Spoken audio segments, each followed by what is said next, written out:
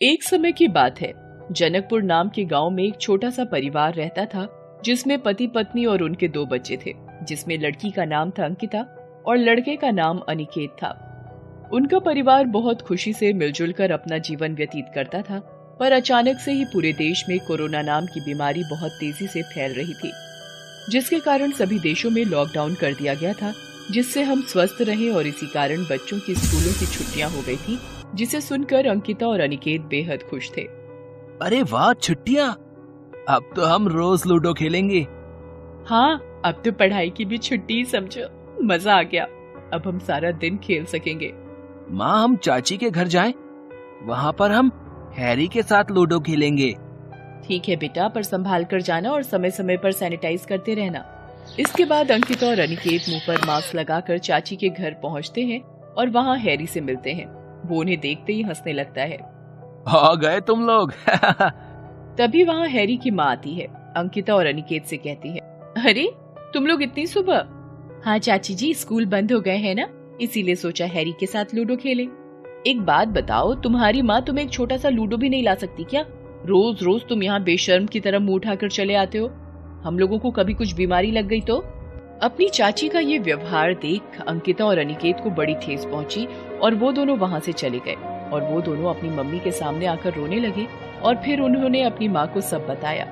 तुम फिक्र मत करो मेरे बच्चों, मैं आज ही तुम्हारे पिताजी से कहकर अच्छा सा लूडो खरीद देती हूँ। शाम को उनके पिताजी लूडो लेने के लिए निकल तो जाते हैं, पर उन्हें काफी दुकानें ढूंढने के बाद भी कोई दुकान खुली नहीं मिलती और वो घर लौट आते हैं। माफ करना मेरे बच्चों, मैंने बहुत कोशिश की पर कोई भी खिलौनों की दुकान खुली ही नहीं थी। ये सुनकर अनिकेत बहुत ही उदास हो जाता है और अनिकेत को उदास देखकर अंकिता कहती है, अरे अनिकेत, हम लूडो खुद भी तो बना सकते हैं। आओ चलो, कार्डबोर्ड निकालो और वो हमारी आर्ट क्लास वाली मॉडलिंग क्ले भी लेकर आओ। दोनों भाई बहन अपने हाथों से कार्डबोर्ड काट कर उसे रंग देते हैं और मॉडलिंग क्ले से लूडो की गोटियां बना लेते हैं। तभी अंकिता पूछती है, पासे का कैसे करें? अरे मैं भी नदी किनारे से अच्छे वाला पासे जैसा पत्थर ढूंढ कर लाता हूँ।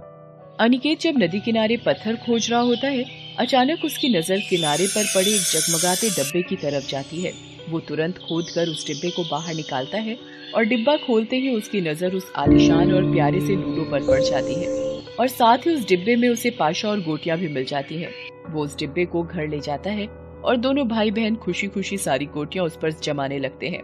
तभी अचानक लूडो में से एक आवाज आती है, जादुई लूडो के खेल में आपका स्वागत है।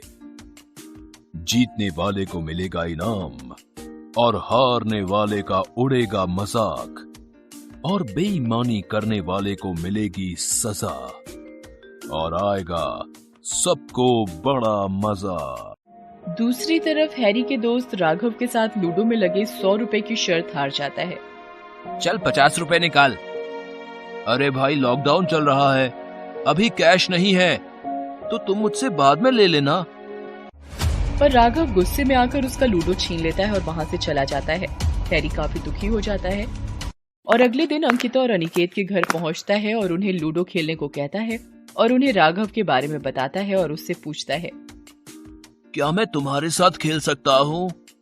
अंकिता और अनिकेत तुरंत हाँ कर देते हैं और फिर खेल शुरू हो जाता है।